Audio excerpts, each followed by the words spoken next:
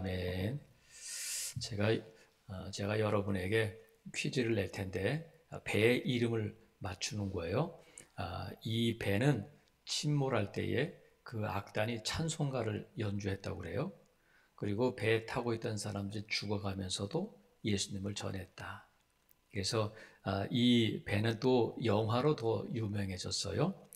여기까지 하면 이제 대충 감을 잡으실 텐데 그 배의 이름은 타이타닉호다. 그래서 100년이 지난 지금도 여전히 그 타이타닉호는 많은 사람들의 기억에 남아 있는데 지금으로부터 약 100년 전, 100여 년 전, 1912년 4월 14일에 이 배가 건조되고 첫 출항한 지 사흘 만에 이 세계 최대의 배, 그 당시에 세계 최대의 또 최고의 호화 여객선이었던 이 타이타닉호가 침몰하게 되는데 이 침몰하게 된 원인이 뭐였느냐면 이 빙산에 부딪혔다. 그 빙산이 뭐냐면 결국 암초잖아요. 작은 암초가 아주 큰 배를 이렇게 좌초시킨다. 우리 인생에 있어도 이런 암초가 있단 말이죠. 우리 인생을 넘어지게 하고 우리 인생을 자빠지게 하고 우리 인생을 침몰시키는 이런 암초가 있는데 우리 신앙인들에게 있어서도 그런 암초가 있단 말이죠. 우리 신앙에 있어서의 암초, 우리의 믿음을 떨어뜨리고 우리의 믿음을 좌초시키는 암초 가운데 뭐가 있느냐면 낙심이 있어요. 그래서 낙심은 악한 사탄이 사용하는 무기 중에 가장 강력한 무기라고 그래요. 믿는 성도들을 낙심하게 만든다. 그래서 하나님께서는 하나님의 말씀을 통해서 예수 그리스도를 믿는 하나님의 자녀들에게 아주 이렇게 자주 무엇이라고 말씀하시냐면 낙심하지 마라. 낙심하지 마라. 이렇게 말씀하셔요.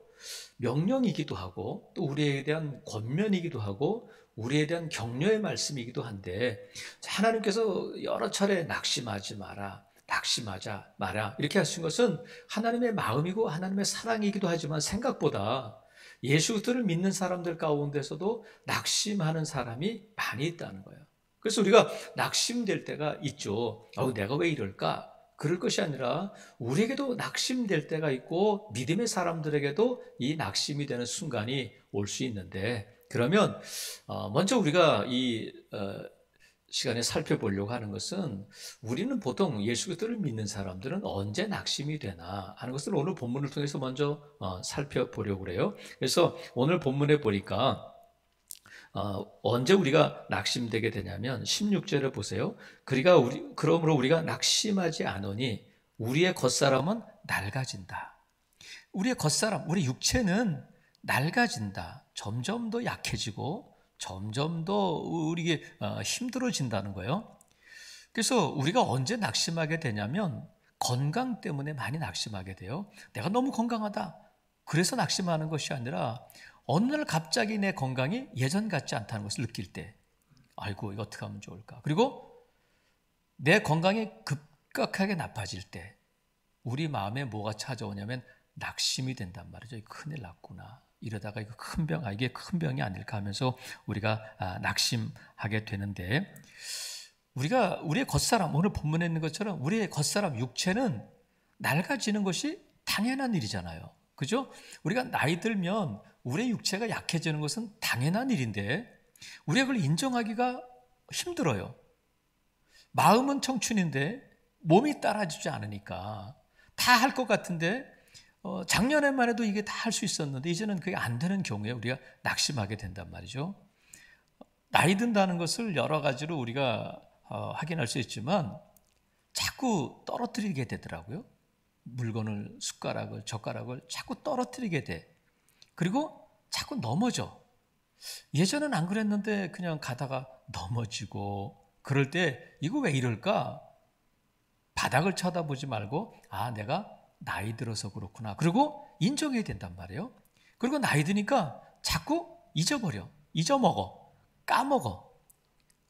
근데 우리가 까먹지 말아야 될 것은 재산뿐만이 아니잖아요. 까먹지 말아야 될 것은 기억도 까먹으면 안 돼. 먹어버리면 안 되는데 자꾸 기억력이 떨어진단 말이죠. 그래서 이걸 인정하지 않으면 우리가 정말 큰 사고를 당할 수 있어요. 더 힘들어질 수 있어요. 그래서 내가 나이 들고 내가 내 겉사람이 낡아져고 약해졌다는 것을 인정할 때 조심하게 되고 무리하게 되지 않고 건강을 더 지켜나갈 수 있단 말이죠. 그래서 우리 몸이 아프면 마음도 아픈 거예요. 그래서 하나님께서 육체의 연습에는 약간의 그래도 유익이 있다. 그래서 건강을 위해서 운동도 해야 되고 우리가 마음을 지키려면 몸도 건강해야 돼요. 근데 건강하길 원하지 않는 사람이 어디 있겠어요? 저와 여러분의 첫 번째 소원이 뭐예요? 그러면 대부분의 우리나라 사람들, 이 땅에 살고 있는 사람들 대부분의 첫 번째 소원이 뭐냐면 건강한 거. 내가 건강하고 우리 가족들 건강한 것이 모두의 대부분의 소원이란 말이죠. 모두가 그렇게 소원하는 것은 그것을 지키기가 쉽지 않다는 거예요. 그래서 우리가 이 몸이 아플 때에 육체적인 연약함이 찾아올 때 우리가 낙심하게 되는데 하나님께서 뭐라고 말씀하시면 낙심하지 말라는 거예요. 낙심하지 마라. 그러면 낙심하는 대신에 성경은 아픈 사람이 있으면 기도해라. 나는 너희를 치료하는 여호와다. 이렇게 말씀하셔요. 그러니까 하나님께서는 저와 여러분을 고쳐주시는 하나님이신데 우리가 병 고침을 받을 때에 병은 육체적인 병이 있는 것뿐만 아니라 여러 가지 질병이 있잖아요. 마음의 질병도 있고 정신적인 질병도 있는데 하나님께서 저와 여러분을 고쳐주실 때에 이 고침받는 것에는 두 가지가 있어요. 치료가 있고 치유가 있다. 그러니까 하나님께서는 저와 여러분을 치료하시기도 하고 치유하시기도 하셔요. 그러면 치료는 뭐고 치유는 뭔가? 우리가 손에 상처가 나면 병원에 가서 약을 발라요. 그럼 치료를 받는 거예요? 치유를 받는 거예요? 그건 병원은 치료받는 거잖아. 그죠? 그래서 우리가 어떤 상처가 있거나 몸이 아프면 치료를 받아요. 치유는 뭐냐면 치료를 받았는데 이제 전쟁이 나거나 큰 사고가 나서 손가락이 절단되거나 아니면 이게 몸에 또 절단되는 경우가 있으면 치료받으면 상처는 다 아물잖아요. 상처는 아무는데 이 절단의 사고를 겪은 사람들은 이 손이 다 낫고 다 아물고 이제 상처가 없었음에도 불구하고 이 손에 통증을 느낀다고 그래요. 이 손이 있는 것처럼 잡기도 하고 이걸 그런 아픔을 겪는다고 그래요. 그러니까 이 예전에 제가 어렸을 때만 해도 상위 용사들이 많아서 그 사람들이 막 손에 갈고리를 하고 와가지고 막 난동을 부리는 것을 자주 봤어요. 그분들은 이 손에 아픈 부분은 치료는 받았지만 아직 치유받지 못한 거예요. 상처가 여전히 남아있는 거야. 근데 치유는 뭐냐면 이 아픔이 이 상처가 치료받았을 뿐만 아니라 그것 때문에 더 이상 아파하지 않을 때 그것을 치유라고 부르는 거예요. 그러니까 우리 가운데 전인적인 치유는 치료와 함께 치유가 있어야 되는데 치료는 받았으나 치유받지 못한 사람도 있고 치료는 받지 못했는데 치유함을 받은 사람도 있다. 그래서 하나님께서는 저와 여러분을 치료하시기도 하고 치유하시기도 하시는데 치료받지 못했지만 치유받은 사람의 대표적인 인물이 누구냐면 오늘 본문을 기록한 사도 바울이에요. 사도 바울에게는 육체의 가시, 사탄의 사자가 몸에 있어서 연약함이 있었잖아요. 그때 하나님께 기도했더니 하나님께서 알았어 하고 고쳐주시지 않고 내 은혜가 내게 족하다. 너의 약함을 통해서 내 강함이 드러나게 된다. 하는 이 말씀을 들었을 때에 여전히 육체에 가시가 있고 사탄의 사자가 있어 질병은 그대로 있었지만 하나님의 그 음성을 듣고 그 응답을 받고는 사도 바울이 그때부터 그 연약함 때문에 크게 기뻐했다는 거예요. 그러니까 몸의 질병은 치료받지 못하고 여전히 있지만 그 육체의 가시가 그 사도 바울을 응답받기 전에는 찌르고 있었지만 이제는 그 찌르는 것이 상처가 되지 않고 아픔이 되지 않을 때 그것을 치유받았다 이렇게 부르는 거예요. 그러니까 하나님께서 저와 여러분을 치료는 해주셨는데 하나님 고쳐주세요 하고 내 육체가 이 겉사람이 낡아져가지고 새롭게 해주세요 해가지고 하나님이 고쳐주셨는데 그것을 통해서 오히려 믿음에서 떠나고 하나님을 섬기는 일에 게으르주고 한다면 그건 치료받은 것이 유익되지 못하잖아요.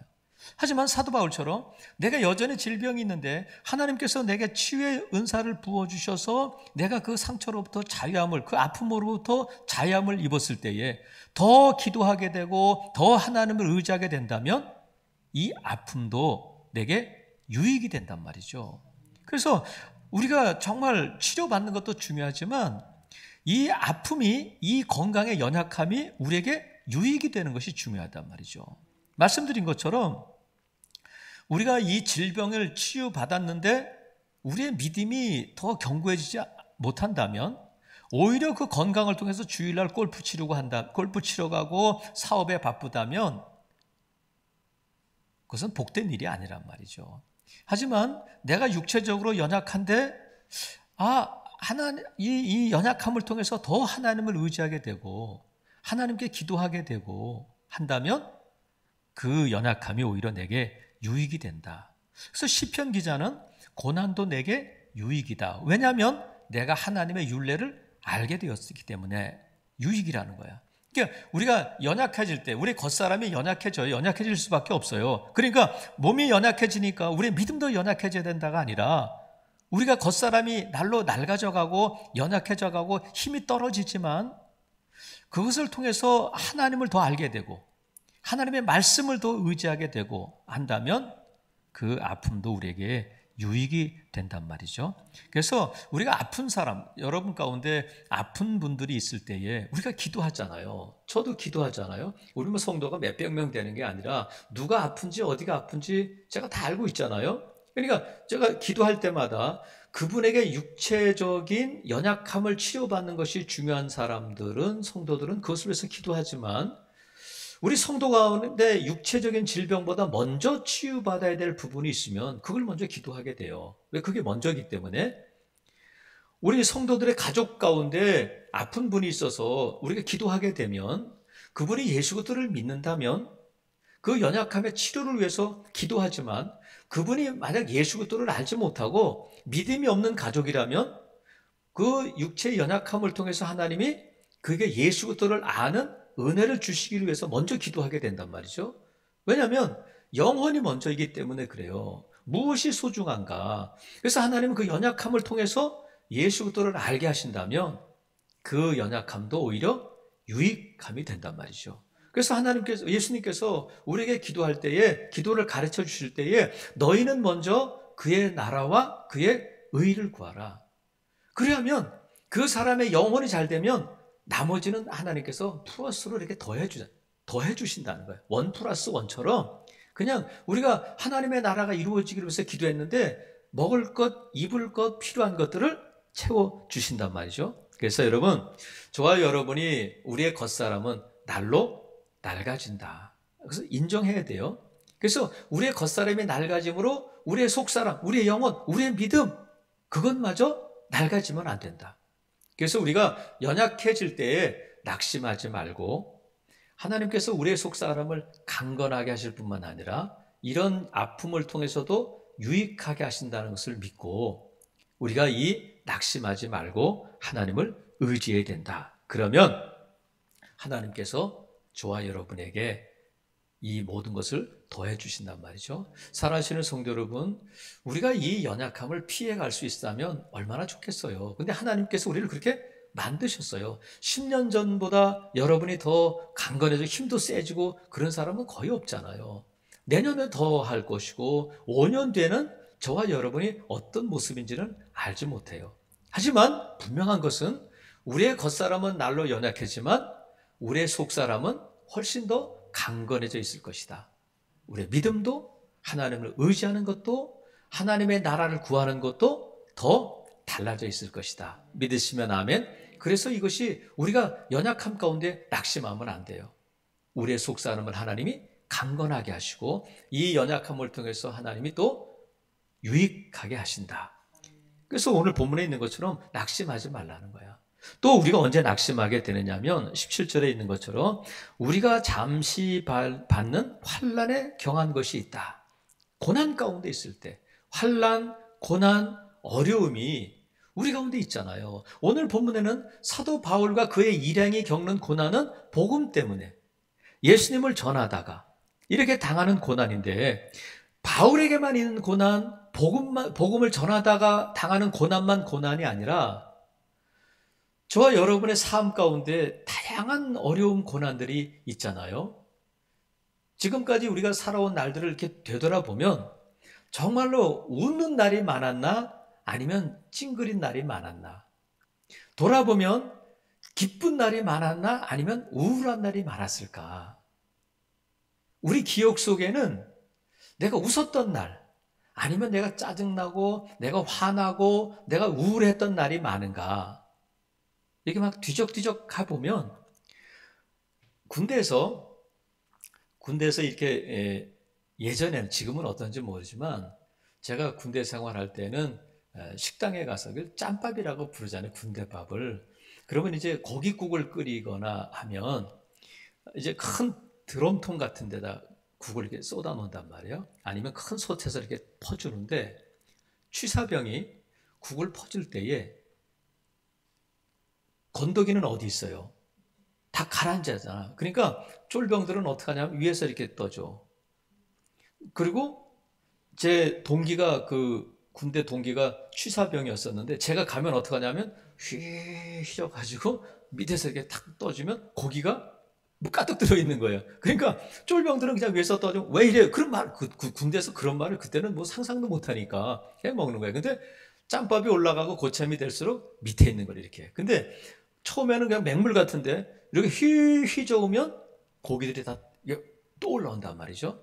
저와 여러분 안에 지금 평안한데 누가 건들고 우리 이 안에 있는 기억들을 막 휘저으면 좋은 기억들, 막 웃었던 행복했던 날들이 많이 떠올라오겠어요? 아니면 아프고 힘들고 어려웠던 기억들이 많이 떠올라오겠어요? 우리는 대부분의 사람이 그런 것 같아요.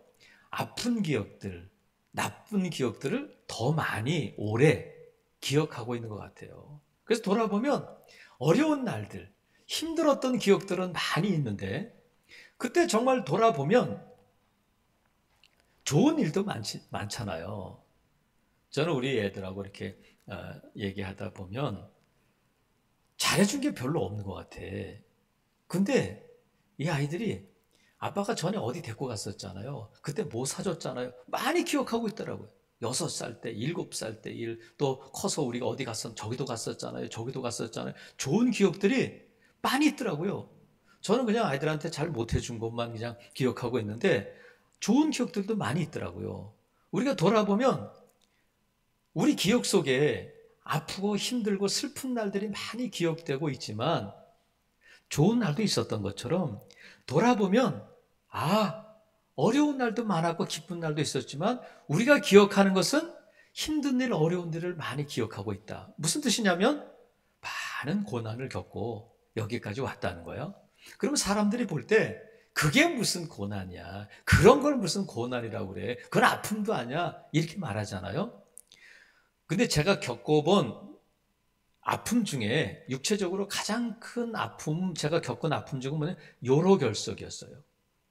요로결석이 오니까 떼굴떼굴 굴르고 못 견디겠더라고요. 그래서 응급실에 갔을 때 너무 통증이 오면 이렇게 사람이 오바이트를 하게 되더라고요.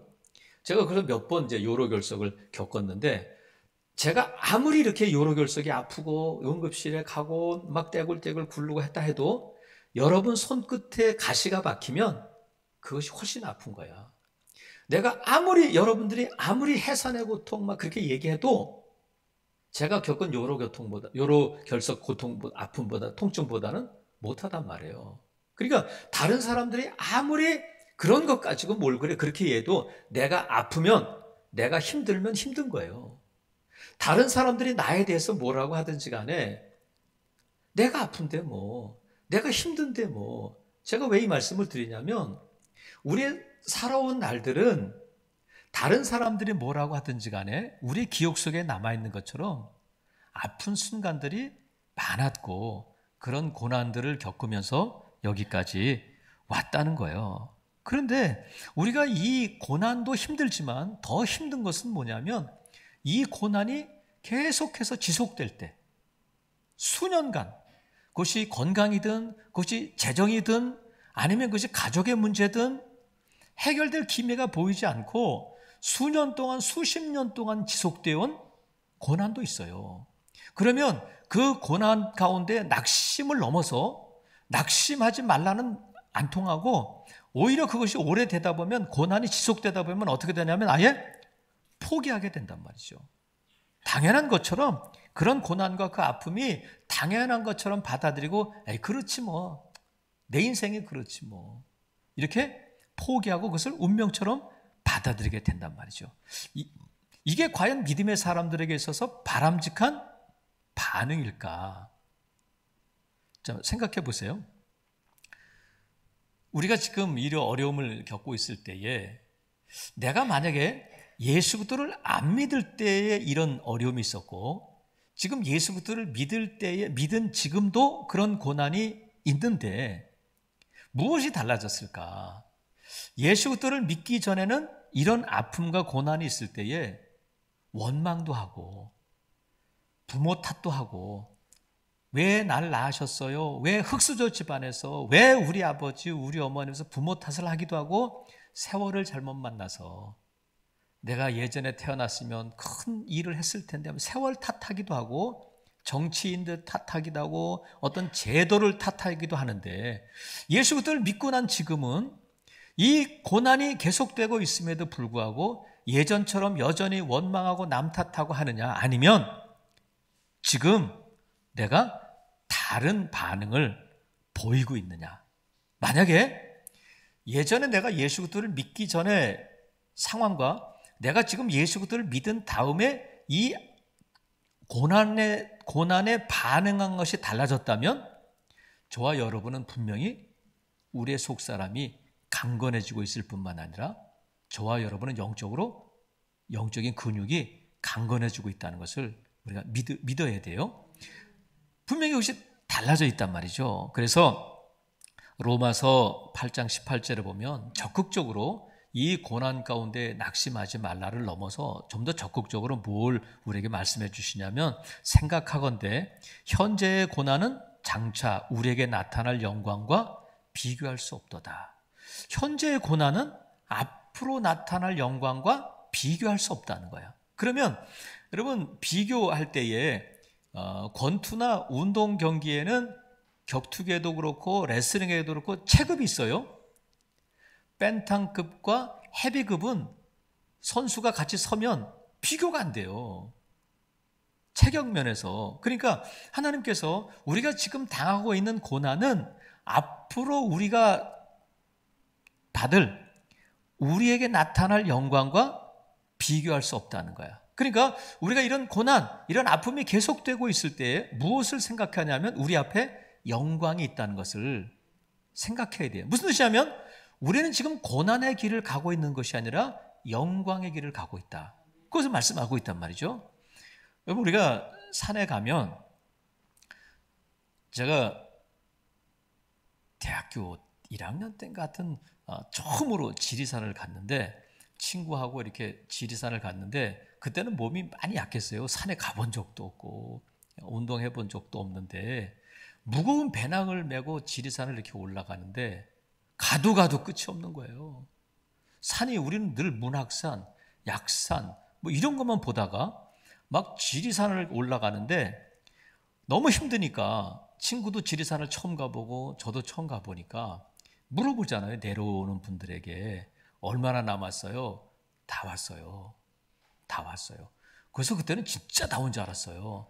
1시간을 올라가도 여전히 끝이 안 보여. 또 물어봐. 얼마나 남았어요? 내려오시는 분들에게 다 왔어요. 아니 몇 번을 물어봐도 똑같아 대답이. 1시간을 올라왔는데도 다 왔다고 그러고 2시간을 올라왔는데도 다 왔는데 나중에 알게 됐어요. 아 산에서는 인사가 그거구나. 다 왔어요. 그 말 듣고 가는 거예요. 근데 한 번은 집사람하고 이제 어느 산에를 갔는데 가다가 이제 돌아가자. 끝이 안 보이는 정상이 안 보이니까 이제 돌아가자 해가지고 그러면 내려오는 사람한테 한 번만 물어보자. 자꾸 물어보면 다 왔어요. 다 왔어 할 테니까 한 번만 물어보고 그냥 얼마나 남았나 물어보고 내려가자. 그래서 이제 내려오는 사람에게 물어봤어요. 정상이 얼마나 남았어요? 바로 여기 다 왔어요. 그러더라고. 이게 진짜인가 아닌가 한번 가보자. 그래서 만약에 에이 또 그 소리하고 내려갔으면 정상을 못 봤을 거예요. 근데 그 말을 듣고 한 걸음 딱 내려서 코너를 딱 돌아서니까 거기가 정상이더라고. 만약에 그 사람 말을 듣고 아유 그리고 또 인사야 그러고 내려갔으면 그 정상을 못 봤을 거예요. 근데 그분이 다 왔어요. 바로 다 왔어요. 여기 돌아서면 정상이에요. 근데 그 말을 듣고 진짜 딱 돌아서니까 저 앞에 정상이 보이더라고요. 그래서 거기까지 갈 수 있었어요.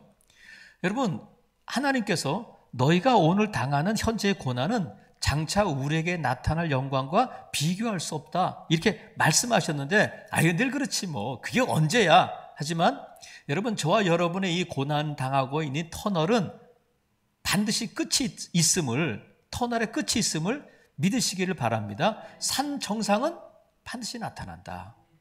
그래서 우리가 이 고난 가운데 낙심하면 안 돼요. 어려움이 있을 때, 지금 뭐 10년째 계속되는데 지금 우리는 지금 20년째 그러고 있는데 그래도 여러분, 낙심하거나 포기하지 않기를 바랍니다. 하나님께서는 저와 여러분에게 소망을 주시는 하나님이셔서 이 고난 가운데서도 이 고난을 통해서 저와 여러분의 삶을 유익되게 하시는 하나님이시란 말이죠. 그래서 여러분, 이 고난의 끝은, 터널의 끝은 반드시 있고, 가다 보면 밝은 햇빛이 비치는 세상을 보게 될 것이다. 이것이 저와 여러분에게 소망이 되어서 우리가 어떤 고난을 당할 때, 특별히 고난이 지속될 때에 여러분 낙심하거나 포기하지 않기를 바랍니다. 하나님께서 저와 여러분을 준비하신 터널의 끝이 있고 산 정상이 있을 뿐만 아니라 하나님께서 저와 여러분에서 예비하신 영광이 있음을 믿으시기를 주님의 이름으로 축복합니다. 그래서 우리의 건강 때문에 또 고난 때문에 낙심하기도 되지만, 또 18절에 보면 우리가 언제 낙심하게 되느냐면, 이는 모든 것이 너희를 위함이니, 18절, 우리가 주목하는 것은 보이는 것이 아니요 보이지 않는 것이다. 보이는 것과 보이지 않는 것이 있는데, 우리가 언제 낙심하게 되냐면 앞이 안 보일 때, 해결책이 안 보일 때, 답답할 때 낙심하게 돼요. 아무리 해도 방법이 없다, 해결책이 안 보인다 할 때에 우리가 낙심하게 된단 말이죠. 그럴 때에, 막막할 때, 앞이 꽉 막혀 있고 정말 방법도 없고 해결책도 안 보일 때에 낙심하지 마라. 하나님 우리에게 그렇게 말씀하시는 거예요. 우리가 새벽에 열왕기 하를 보고 있는데, 열왕기하 지금 어제 오늘 그저께 계속 어떤 본문이냐면 히스기야 임금에 대한 본문이에요. 히스기야 임금 때에는 북이스라엘이 망하게 되고, 북이스라엘이 아수르에 망하면서 남쪽 유다가 히스기야 왕으로 있을 때에 아수르가 계속 침공해 와요. 그래서 아수르가 침공해 올 때에 랍사게를 보내서 막 히스기야 임금을 조롱하고 하나님을 조롱하고 여호와 이름을 막 모욕적으로 부르고 막 그래요. 그랬더니 히스기야가 기도하면서 이사야 선지자에게 기도를 부탁하는데, 기도를 부탁할 때 뭐라고 말하냐면, 아이를 낳을 때가 되었으나 해산할 힘이 없도다, 이렇게 말해. 자기 형편을, 아이를 낳을 때가 되었는데 해산할 힘이 없다는 거예요. 아이를 낳을 때 예전엔 산파들이 와서 아이를 낳잖아요. 힘 주세요, 힘 주세요 하는데 힘이 있어야 주지. 그러면 산모도 답답하고 산파도 답답하고 지켜보는 사람들도 방법이 없는 거예요. 아이를 낳아야 되는데 해산할 힘이 없는 형편, 그것이 히스기야의 지금 형편이라는 거예요. 우리가 살다 보면 그런 일 있잖아요. 힘 줘야 되는데, 이걸 돌파하면 나가야 되는데 정말 내가 힘을 쓸 수 없는, 어떻게 해볼 도리가 없는 그러한 일을 만나게 된단 말이죠. 그래서 이스라엘 백성들이 애굽에서 나왔을 때 홍해가 앞에 딱 가로막혀 있잖아요. 이스라엘 백성들이 여단강을 건너 가나안 땅에 들어갔는데 여리고 성이 딱 막혀 있잖아요. 난공불락의 성이 막혀 있잖아요. 그 답답함, 어떻게 하면 좋을까 할 때에 하나님께서 뭐라고 말씀하시냐면, 그런 거는 너 힘으로 안 돼, 너의 능력으로 안 돼, 나의 영으로 된다. 하나님의 성령의 능력으로 된다는 거예요. 그래서 여러분, 우리가 앞이 답답하고 꽉 막혀 있을 때 낙심하면 안 돼. 여러분, 우리는 인천에 살고 있잖아요. 인천의 별명이 뭐냐면 짠물이야, 짠물. 근데 짠물이 우물물이 짠 것이라는 뭐가 짜요? 바닷물이 짠 거잖아. 그래서 우리가 인천 앞바다에 사이다가 떴어도, 이런 노래도 있잖아요. 근데 인천 앞바다를 이렇게 쳐다보고 있으면 사이다는 없지만 인천 앞바다에 뭐가 있느냐면 밀물과 썰물은 있어요. 시간이 되면 물이 나가고 시간이 되면 들어오고 어떻게 이런 일이 있을까? 제가 인천 앞바다를 이렇게 보다가 우리가 과학으로 밝혀낸 사실이 뭐냐면 지구가 자전하고 또 달의 인력으로 인해서 이게 물이 들어오고 나가고 하는구나 하는 걸 밝혀냈잖아요. 그러면 이 지구의 이 달의 인력이 보여요, 안 보여요? 안 보이지만 분명하게 그 끌어당기는 힘이 존재하고 있다는 거예요.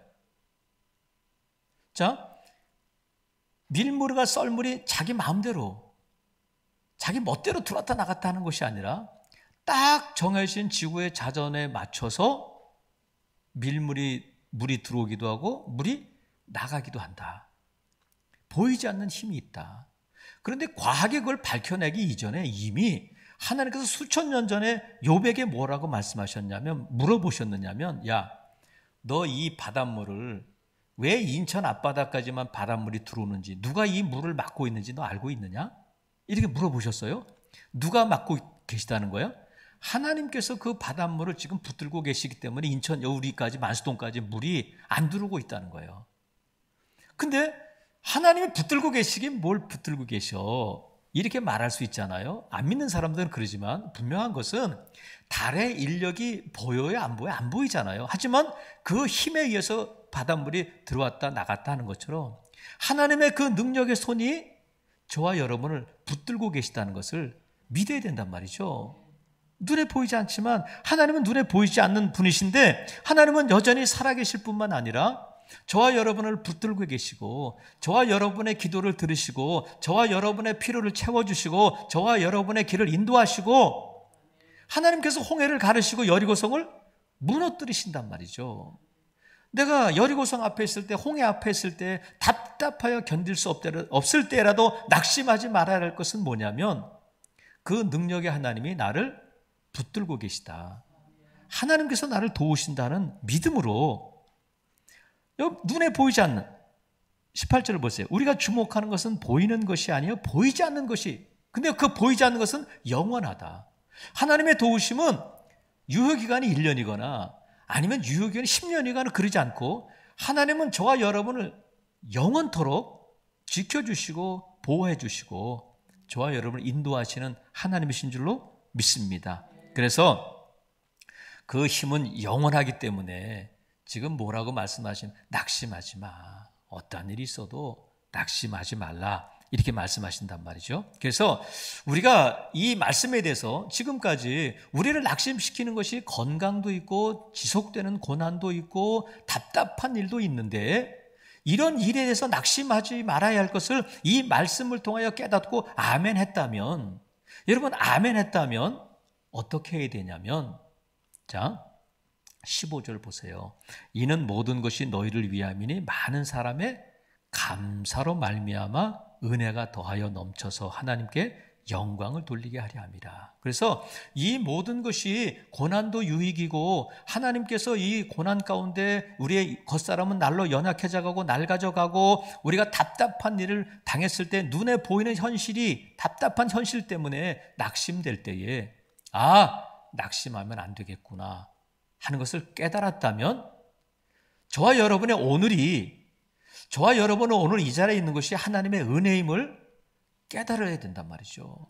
하나님의 은혜로 지나왔고 지금도 내가 은혜로 살고 있고 우리가 찬송한 것처럼 지금까지 지내온 것 하나님의 은혜이고 내가 나된 것은 하나님의 은혜이구나. 그것을 알아야 된단 말이죠. 그래서 저와 여러분이 아픔 가운데 겉사람이 낡아져 가고 건강이 약해져 가고 또 우리가 고난이 지속되고 있을 때 내 앞길이 막막할 때에 우리가 분명하게 거기서 원망이나 불평이나 연약함을 보지 말고 그 가운데서 우리가 뭘 찾아낼 수 있어야 되냐면 은혜를 찾아낼 수 있어야 돼요. 이게 하나님의 은혜구나. 내가 넘어졌지만 자빠지지 않았구나.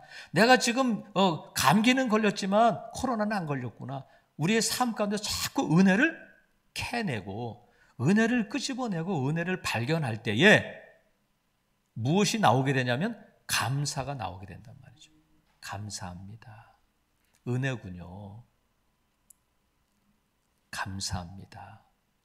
그래서 아까도 말씀드린 것처럼 예수 그리스도를 믿기 전에는 그는 원망이고 남 탓이고 불평이었었는데 예수 그리스도를 믿게 되니까 은혜구나. 아, 감사하구나 하고 하나님께 감사하게 된단 말이죠.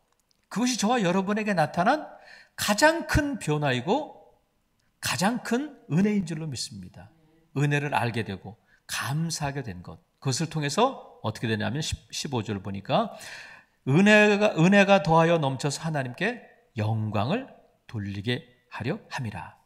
하나님의 은혜를 기억하고 깨닫고 감사하면 그것이 하나님께 영광이 된다는 거예요.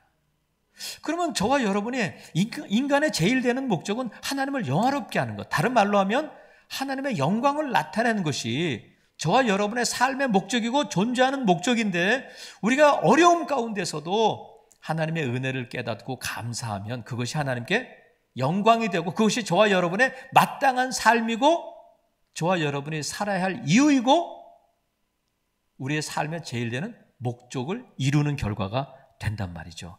사랑하시는 성도 여러분, 오늘 여러분의 형편은 어때요? 우리가 설교 초대에 말씀드린 것처럼 돌아보면 막 아픈 날들, 한숨 쉰 날들, 어려운 날들, 정말 힘든 날들, 내 삶에서 지워버리고 싶은 날들이 많은 것 같지만 우리가 지금까지 여기까지 온 것은 하나님께서 저와 여러분을 도와주시고 믿음 주시고 지켜주셔서 여기까지 온 줄로 믿습니다. 앞으로 우리가 살다 보면 좋은 날만 있으면 얼마나 좋겠어요. 하지만 햇빛만 계속 내리쬐면 사막이 되는 거예요. 우리 가운데 늘 햇빛과 맑은 날만 계속되면 우리의 삶이 피폐해질 수 있어요. 그래서 우리가 고난을 즐겨하고 좋아할 필요는 없지만 우리의 삶의 필연적으로 앞으로도 고난이 있을 것이다. 어떤 사람은 건강 때문에, 어떤 사람은 고난이 지속되는 것 때문에, 어떤 사람은 내 앞에 답답한 일 때문에 막막할 때에 우리가 낙심할 수 있어요. 그럴 때에 낙심하지 말라 말씀하셨고 낙심하는 것 대신에 은혜를 깨닫고 감사하라 말씀하셨단 말이죠. 그럴 때에 저와 여러분의 삶이 하나님께 영광이 되고 그 아픔도 연약함도 고난도 유익이 될 줄로 믿습니다. 아무쪼록 고난이 우리의 삶의 암초가 되느냐 아니면 고난이 저와 여러분의 삶의 활력소가 되고 엔진이 되어서 더 멀리 더 빠르게 가는 요인이 될 수도 있단 말이죠.